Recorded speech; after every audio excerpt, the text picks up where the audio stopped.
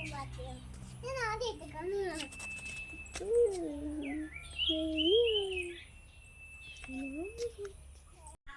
കൂട്ടുകാരെ, നമ്മുടെ പുതിയൊരു വീഡിയോയിലേക്ക് എല്ലാവർക്കും സ്വാഗതം. ഇനിയിപ്പം കുറച്ച് ദിവസം എനിക്കൊന്നുമില്ല വിശേഷങ്ങളാണ് കേട്ടോ. വലിയ വിശേഷങ്ങളൊന്നുമില്ല.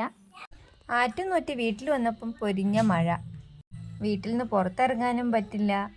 പിന്നെ വലിയ പണിയൊന്നും ഇല്ല കേട്ടോ ഇവിടെ വന്നാൽ, അതുകൊണ്ട് അത്ര വലിയ വിശേഷങ്ങളൊന്നുമില്ല. ഉച്ചയ്ക്കൊന്ന് മഴ തോർന്നപ്പം അമ്മ മുറ്റത്ത് ഇറങ്ങിയതാണേ.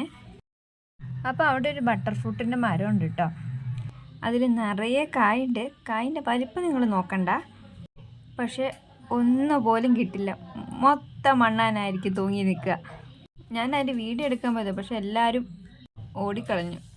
അപ്പോൾ അത് മൂത്തത് നോക്കിയിട്ട് അമ്മ പറിക്കാൻ വേണ്ടി ഇറങ്ങിയതാണ് കേട്ടോ. അപ്പം ഞാൻ കുറച്ച് വീഡിയോ എടുത്തു. ഇതാണ് ഞങ്ങളുടെ വെണ്ണപ്പഴം കേട്ടോ. കണ്ട വഴുതനങ്ങ പോലെ ഇരിക്കും. ഹായ്,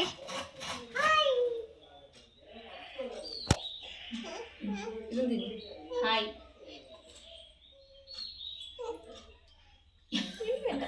വീഡിയോ എടുക്കുന്ന ആൾക്ക് എന്തെങ്കിലും കൊടുക്കണ്ടേ? കഴിഞ്ഞോ?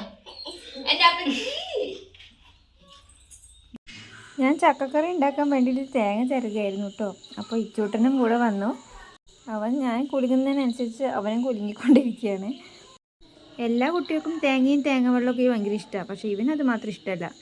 അപ്പോൾ ഇത് ചക്കക്കറി വെക്കാനുള്ള ചക്കയാണ് കേട്ടോ.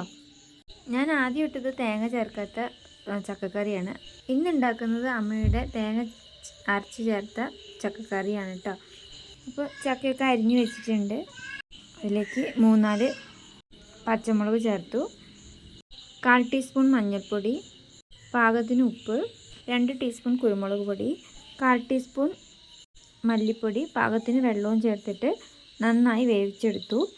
ഞാൻ കുക്കറിൽ 2 വിസിലാണ് അടിച്ചത്. ഓരോ ചക്കയ്ക്ക് ഓരോ തരം വേവാണ് കേട്ടോ.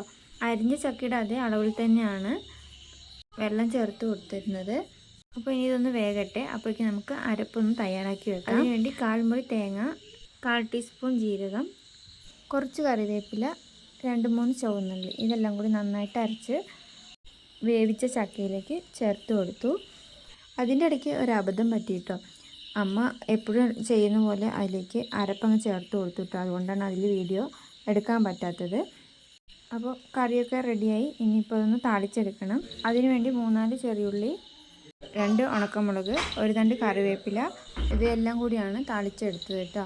വീഡിയോ എഡിറ്റ് ചെയ്യുമ്പോൾ മക്കളുടെ സൗണ്ട് നന്നായിട്ട് കേൾക്കുന്നുണ്ടെന്ന് അറിയാം, പക്ഷെ ഒരു രക്ഷയില്ല, അവരെൻ്റെ അടുത്തുനിന്ന് മാറുന്നേ ഇല്ല കേട്ടോ.